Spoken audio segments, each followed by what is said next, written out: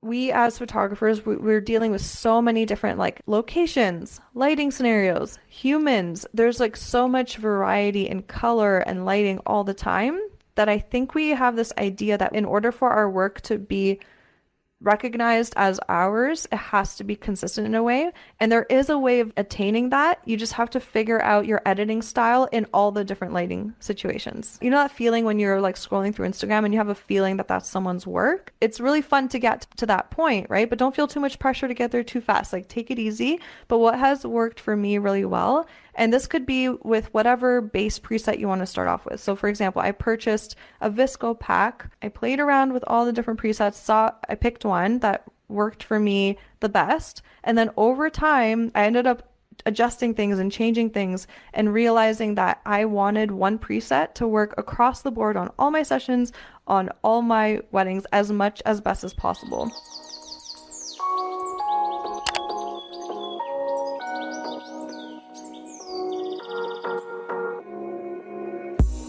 When I first started my wedding photography business back in 2011, I made just $5,000 in my business. Now, I bring in multiple six figures per year while working only 30-hour weeks serving my dream couples. I'm here to help you discover that it's so possible to have what you want when you want in your business so that you can create the life you've always dreamed of and deserve. All right, welcome back, friends, to another episode of the Shine and Thrive podcast. I'm your host, Sara Monika, and this episode is going to be a little bit different because I want to give you a little bit of a sneak peek into what it's like to hang out in the Shine and Thrive photography community on Facebook. It's a free group that I've put together where I go live every single week, answering your questions directly. And that's how we actually get to interact, because I know that, when I create these episodes, I'm creating them for you in order for you to learn and implement and create the life and business that you want and that you dream of. But then I miss the element of actually being able to have a conversation with you and answer your follow-up questions and all of that. So this episode will give you, an idea of what it's like in there, of how I answer questions. And in this particular episode, I did get questions submitted from the Shine and Thrivers about lighting. So that's what we're diving into today. But on top of that, I want to let you know about a really, really exciting little event that I'm putting together for my Shine and Thrivers, my little community. And basically what came to mind to me was I miss actually connecting with photographers and just hanging out just for fun. Like forget about, learning or workshops, and just, I miss those moments where, you get to hang out, have some drinks, or just talk photography or talk about life. And I wanted to kind of just create that space for all of you and for myself as well. So coming up on June 9th at 7 p.m. Eastern Standard Time, I'm creating a Zoom event for all of you, and it's called Shine and Thrivers Connect. So it's a place where, I'm going to host this event in a fun, chill way where I'm going to have little fun icebreaker games. We'll all just be able to chat about life, photography, get to know each other. You'll get to connect with other photographers, which is such a powerful thing. Being a part of a photography community is so powerful, because I know when I first started, I felt really alone and I had no idea that Facebook groups even existed. And that's when it felt really lonely, working from home all the time. And when I felt stuck somewhere, like with a question, or I didn't know how to adjust my camera settings or how to deal with a client email or something like that, I didn't know who to turn to until I, created friendships within the photography community. So I want the same for you. And this is a beautiful way for you to actually meet other photographers that you can stay connected with and, support each other along your photography journey. So with that said, the only way for you to be able to join this Zoom event, this little party that I'm putting together, is if you are in the Shine and Thrive photography community on Facebook. So all you have to do is search that. And if you're listening to this right now, Sarah, they're listening to this right now. Like they're literally listening to this right now. If you're listening to this right now, I meant to say if you're not driving, right? So Go on your phone right now, type in Shine and Thrive Photography Community in Facebook, request to join, and make sure to do so right away so you don't miss the event. And then that's where I'm going to be sharing the Zoom link for June 9th at 7 p.m. Eastern Standard Time. And if you have missed the date, if you're listening to this episode past June 9th, I'm pretty sure that this is going to be something that I'm going to want to do again. And on top of that, I'm still going to be, answering questions live in that group every single week. So you want to make sure to join anyway, join the party. It's going to be so much fun.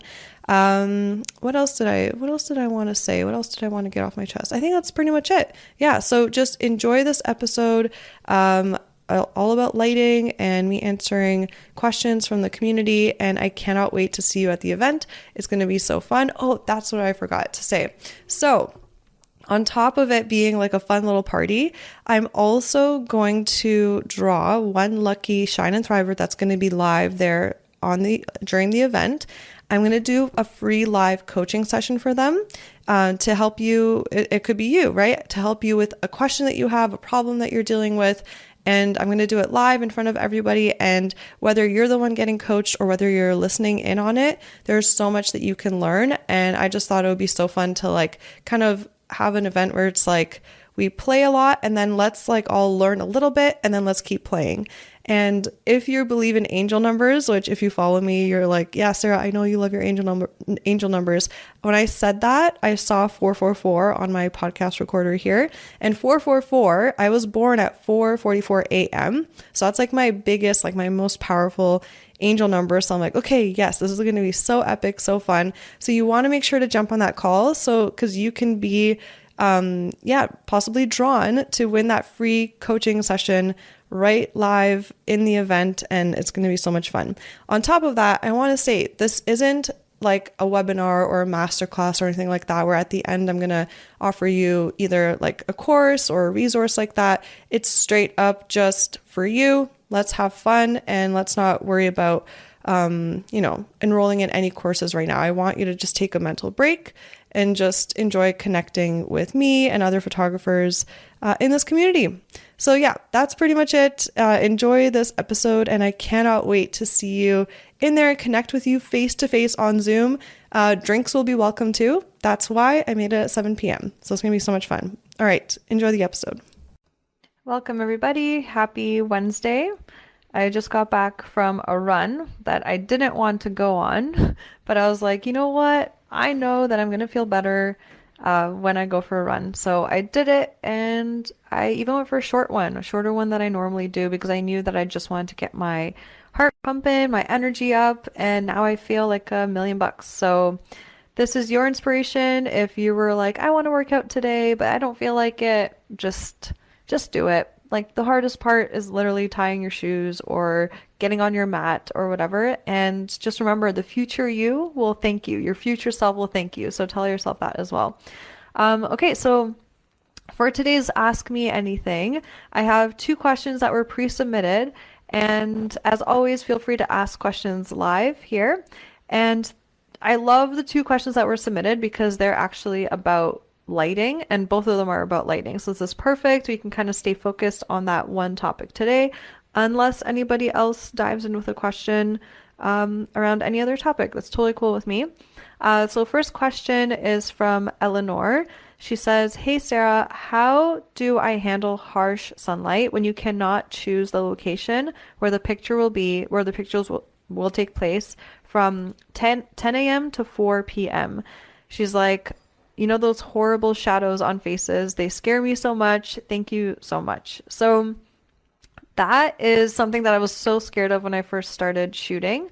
And what I realized helped me the most was understanding 2 things.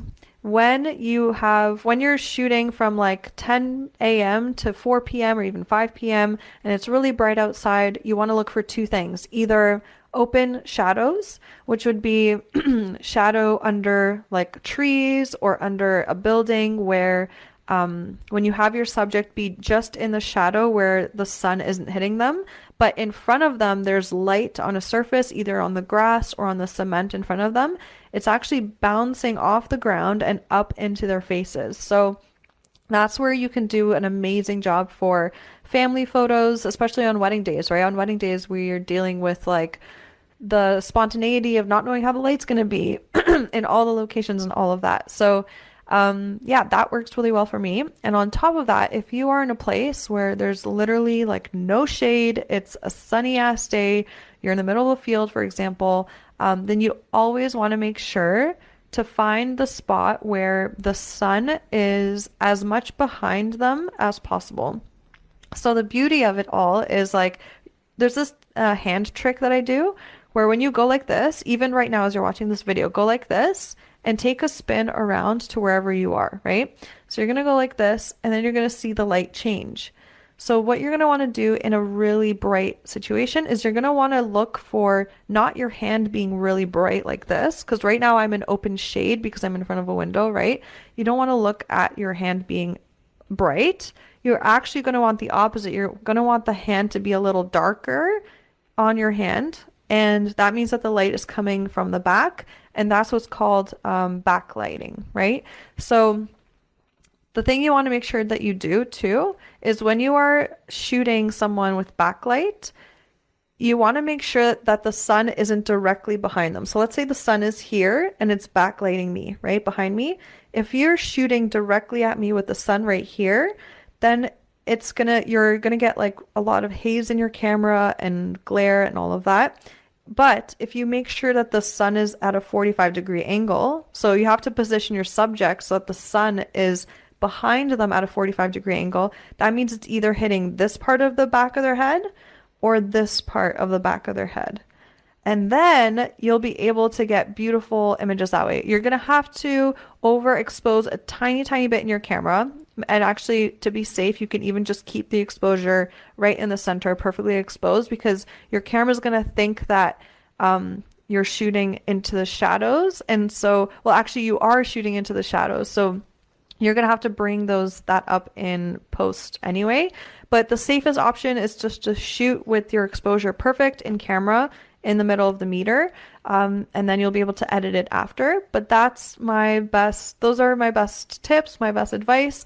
And again, treat any open shaded area. So if you see a tree with shade around it and then it has like sunny spots around it, treat that as like you're thinking of a window. So when right now it's really, really sunny outside, but I'm in open shade, but in front of a window, right? So imagine this wall in front of me, like a window wall. To the window, to the wall. Strut when the sweat dropped down my balls. Oh, okay, I have to. Okay, so if this wall wasn't here, this would be just like a field, right? Then I am in the open shade, and this is how beautiful the light is. So, Eleanor, I hope that helps you. Knowing those tricks and having those tricks up my sleeve on wedding days and shoots, like, is just like, it's like, I can handle anything. Like, if I can handle this light, I can handle anything. So yeah, you'll be good. Okay, next question is from Nicole Johnson. So she says, newbie question here. Why do people rave about golden hour? I went and literally all my photos turned out grainy. What are your settings for golden hour and where do you place your subjects lighting wise? Also, when is your ideal time to shoot outdoors in regards to lighting? Great question, Nicole. So I wish that we were chatting face to face because I would ask you what camera are you using and also what ISO settings were you at with that camera that you're using. Because if you're using like a pro grade camera, even if you had your ISO settings higher, well, it depends. Like if you had your ISO settings maybe at like 6,000, then that makes sense why it would be grainy. But let me tell you the reasons why people rave about golden hour, and then I'll tell you how to handle it. So golden hour is the time of the day. It's either the first hour after sunrise. So sunrise, when it first starts up until an hour later, or it's the last hour of the day with the sun. And usually it's golden if it's like, it's not like a full-on cloudy day, right? If it's a cloudy, overcast day, it technically wouldn't really be golden hour because the sun isn't coming out, but that still could be like a good time to take photos. So golden hour is amazing because it's the time of day where the lighting is the least harsh. It's the most kind of like subdued. So like, for example, if you're looking straight into the sun in the middle of the day, you can't even do that. But at sunset, when you're looking at the sun, you can look at it. So kind of think of a camera sensor, just like your eyes. It's like your camera sensor is able to just like take in more information nicely, calmly, and just the golden light is so beautiful on the skin. It can come out a little like warm toned and it's flattering. And on top of that, if you have people outside and you're taking photos of people outside, they're not squinting as much, so they're less likely to squint and all of that too. So golden hour is incredible for that. So oh my gosh, Becky Marie definitely started singing that song as soon as you said that. Oh my God, I love you. Yes. Literally every time someone says to the window, and literally even if I'm shooting a couple on a wedding day or something, I hear them say to the window, I'm like, to the wall, when the sun go down my balls. Everyone's just like looking at me. I'm like, yep, okay, well, someone appreciated it because I see one person laugh and some people are like, huh? But I'm like, yeah, you're my person, that one person. So yeah, so golden hour is definitely the best time to shoot. But also overcast days are good too, but I prefer golden hour because it's just so beautiful. It's just so beautiful. So Nicole, if you're having trouble, if you were like, oh, why did my photos turn out grainy? So it could have been possibly because this is what I'm assuming. Let me know too later. You can feel free to like type in and we can help you. I want to help you figure out your settings. Did you have your shutter speed set to like 4,000 or like 3,000? Because if you did, then that means that your camera wasn't letting in that much light and you needed to compensate by really bumping up the ISO like a lot, because it's less bright outside during golden hour. So you want to make sure that your shutter speed is a little bit lower. So where I like to hang out with my shutter speed, and it just depends on how bright it is and what time of golden hour is it? Is it the beginning of the golden hour or near the end? So, but basically just to keep it really, really simple, like across the board, my settings are usually f2 so that I can get that like beautiful like blurry background, right? So I'm pretty much always shooting at f2 everything except for family photos. If it's a bigger group photo, maybe I'll bump it up to like 5.6, but overall I'm still hanging out in f2 a lot. And then that means that I never really have to make decisions on my aperture. So that just stays how it is. It keeps it simple. So then throughout any shoot or any wedding day, I'm mainly focusing on shifting my shutter speed or my ISO. When you're outside, because there's so much more light, even on a cloudy day, damn it. That's so funny. I guess I'm just going to keep doing this whenever I say like lyrics. So even on a cloudy day, you want to have your ISO like maybe around 1,000, 800, 500, because then what you'll do is make your shutter speed around, oh my God, I just saw an eagle fly by. Sorry, ADD guys. Eagle. Okay. So even on a cloudy day, you want to have your ISO like 1,000 or 800, and then your shutter speed, I like to keep it at, depending on the situation, 250 shutter speed is pretty good because it catches movement really well. You won't get that like bad, like blur or shake.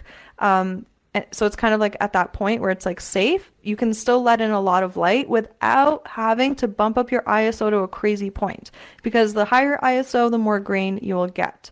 So yeah, Nicole, when you watch this, because I know that you're working right now, you're not watching it live. So let me know. You can go into your photos and then check out the details. Let me know what your camera settings were, and then I can actually let you know what went wrong there, because I really want you to make sure you get a handle on that, because it's so fun shooting golden hour when you know how to have your settings and all of that. So this is a great question.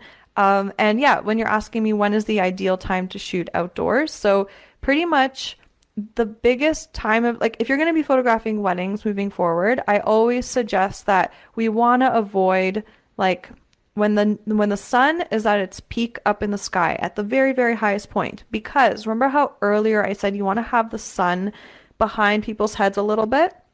So when it's directly above, high in the sky, right above everybody, you literally no direction you turn into, And that's what's called high noon light. Whatever direction you turn into, you can't find that spot to have it behind them, so you have to find open shade. So if you're shooting in high noon, you're going to get what's called raccoon eyes. So the light is falling down on you here, and then people end up getting like ugly like shadows down underneath, and it's not very flattering and doesn't look great in photos. So I would say avoid shooting between like, and it depends on the season, right? Because like summertime, winter, it kind of shifts a little bit. But whatever like that, whenever the sun is highest in the sky, you can even Google it, right, for any date. But I usually avoid shooting between like 10 and like 4 p.m. pretty much on any day. But wedding days, that's where it's kind of like, okay, outside, let's just avoid doing portraits from like 11 a.m. to 1 p.m. Let's just avoid that time. And then outside of that time, I can still figure out a way to get the sun behind people if I need to. And then for portraits and all of that, like just the later in the day, the better. So like the later you can schedule in a session, the better. That's why so my sessions are about an hour and a half long, and I always schedule them to start an hour and a half before the sun sets, because I like to, start off the session. It probably takes about 10 minutes of us just like chat a little bit, warm up, and then start shooting. But then once the sun sets, I still have like 10 extra like minutes of twilight time, which I've been enjoying playing around with. So that's been really fun. So yeah, my suggestion is first thing in the morning for sessions or the last hours of the day for sessions.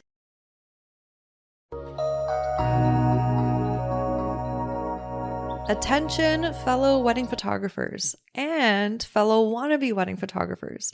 Tell me if this sounds like you. You're scared of missing key moments on wedding days. You feel pressured to create photos that are quote unquote Pinterest perfect and Instagram worthy. You're nervous about all the different lighting scenarios that are out of your control and you're not sure how to handle them. You're confused on how to balance creating beautiful imagery while also capturing authentic moments and emotion. And you're worried about being in people's way too often. If you're like, hells yeah, Sara, you read my mind, then I'm here all excited and bushy-tailed, yes, I had to throw in the squirrel reference, to let you know that I've created something for you that will help you become a confident wedding day storyteller in just 2 weeks. It's an online program that I created just for you called Intuitive Storytelling, and it's officially out and ready for enrollment. I want you to take a moment and imagine for a second what life would be like if you knew how to be at the right place at the right time on wedding days so you can catch those key and in between moments. You got emails back from your clients saying, you were the best freaking decision we made for our wedding.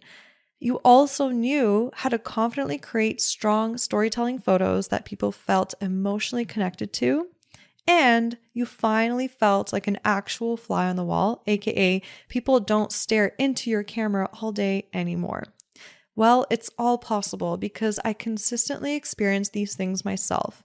And now I want to help you make these possibilities become your reality. Are you all bright-eyed and bushy-tailed right now too? Again, had to throw in the squirrel reference, you know me. So listen up. You can get started on learning all my tips and tricks of how I document wedding days as soon as today. You can go to saramonika.com/storytelling for all the deets and instructions on how to grab your copy of the course. You'll have lifetime access and you can go at it at your own pace, along with a private community of other like-minded photographers that are on the same journey as you are. With intuitive storytelling, you'll be able to learn how to confidently storytell like a pro on wedding days in just 2 weeks. So, what are you waiting for?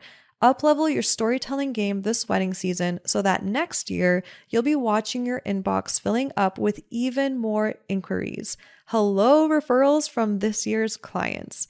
So again, head over to saramonika.com/storytelling and sign up now. I cannot wait to see you in there.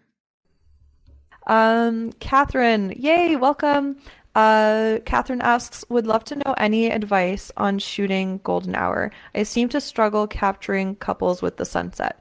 Okay, so I think a lot of the times I find that couples assume that the best photos during golden hour will be them with the sunset in the background or something, right?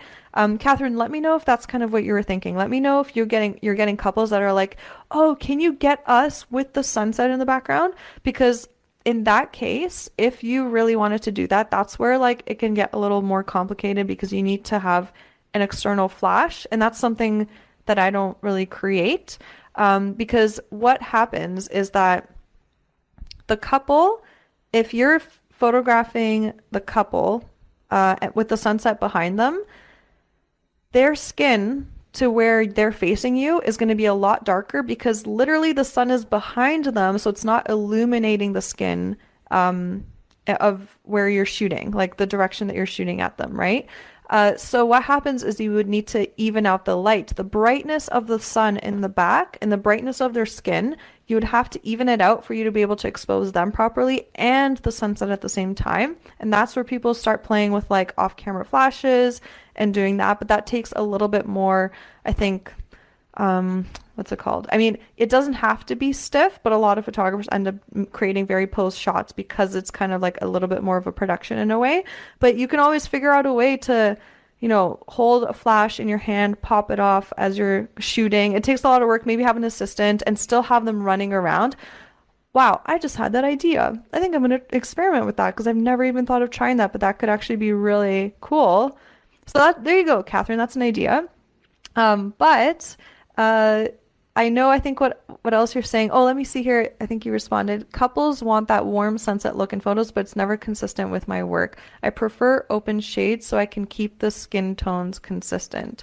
Love overcast days versus any sunny day. Okay, cool. Interesting. Yeah, so we all edit differently and all of that, right? So it totally depends on your work and what type of environment you feel most inspired to create. So, I'm trying to think, because Catherine, this could either be like an issue with not knowing how to edit their skin to still look, not their skin, but edit the colors in the photo when the sun is directly on them, even at like the last 20 minutes, because it becomes a little bit, like the color of the sun setting becomes a little bit more red on where it falls, like on faces and stuff like that.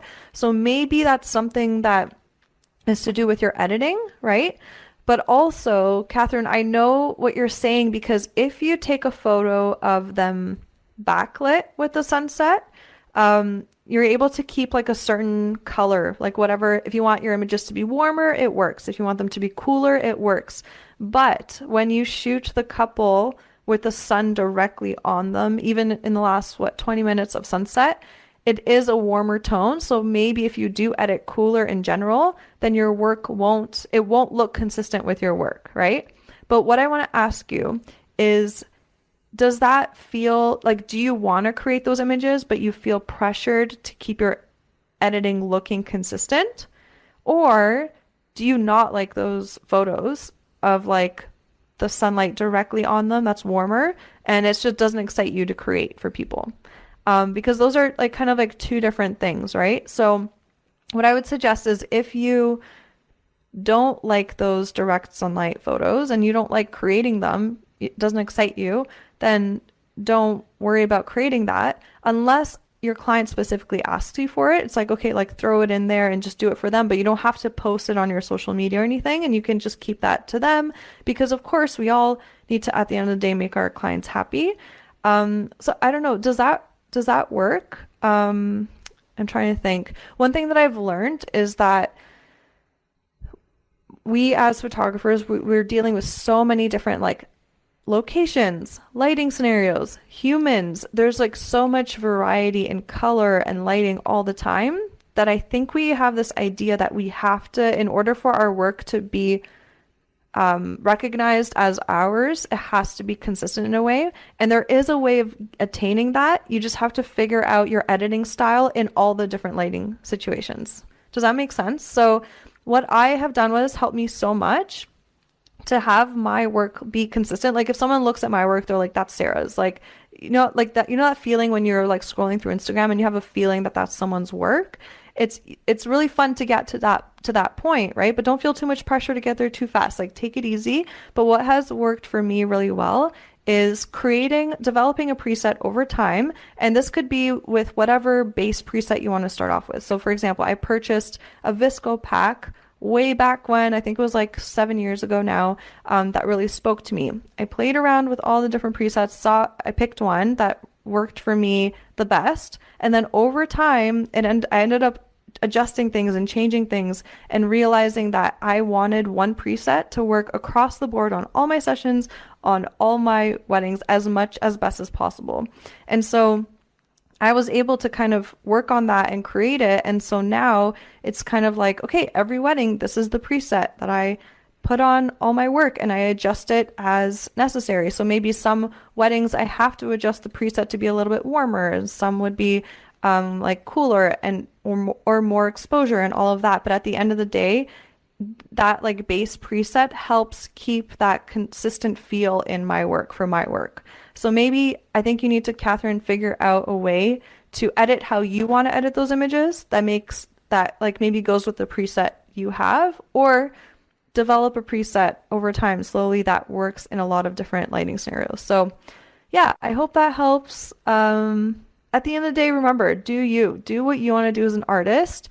Of course, make your clients happy on the back end if they ask for something that you don't normally do, but they're like, but this will make us so happy, like do it, right? Just don't post it, don't share it, don't feel pressure to share it if you don't want to.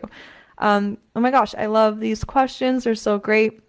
I love that we got to talk about lighting today. Yeah, so such a fun topic. And yeah, so this was so much fun. If you ever have any other questions, always remember you can pop into this group, drop them into this group.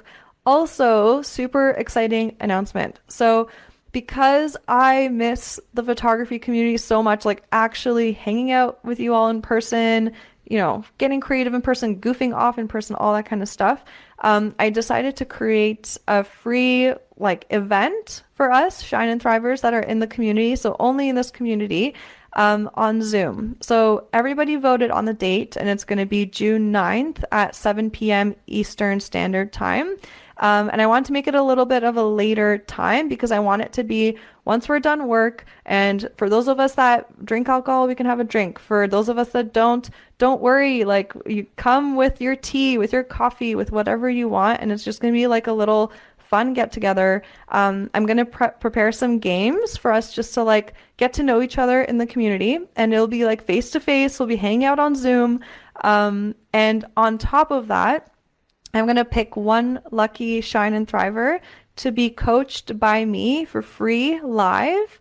And also everybody in attendance will be able to listen and learn as well, because we can learn so much from just listening to other people get coached, right? Because sometimes, you're not saying you don't know what you don't know. So sometimes we will go over something, someone will have a question that you realized, oh, I never thought to ask that question, or I never thought about it that way. So yeah, this will be so much fun because it will literally be like a little work party or work hard, play hard party where we just hang out, play some games, get to know each other, connect. That way you'll be able to grow your network of photographer friends, which is so powerful. Community is so powerful because that's how you can share referrals with each other. If you're feeling stuck anywhere, you can always reach out to that person and be like, hey, I'm stuck with this client email. How should I respond? What has worked for you in the past? Or, hey, do you want to do a portrait swaps for branding photos? I saw you in the Shine Thrive photography community. I think we would mesh really well. It'd be so fun to hang out. There's just so many benefits to this. So I'm going to be sharing the Zoom link on June 9th. So make sure right now, if you're watching this, mark your calendar, June 9th at 7 p.m. EST, Eastern Standard Time. And yeah, we're just going to have fun, have a party. And P.S., this is not one of those things where it's not like a webinar or anything where I'm going to be sharing a course or anything at the end like that, an educational resource. This is literally all fun and play. Okay? All right. Well, I can't wait to see you there then. It's going to be in a week. So that's going to be so fun. And until then, make sure to, enjoy the sunshine today, get some movement in, because, man, it just brought my energy up so much. And thank you so much for hanging out and all your questions. Bye. Yay! Thank you so much for hanging out with me and tuning into this episode. If you got value out of it, please feel free to message me on Instagram at Sara Monika Photo. That's Sara no H, Monika with a K, photo, to let me know. I get so freaking energized hearing from others that what I've said has had a positive impact on their lives. Also, make sure to hit subscribe to the Shine and Thrive podcast to never miss an episode.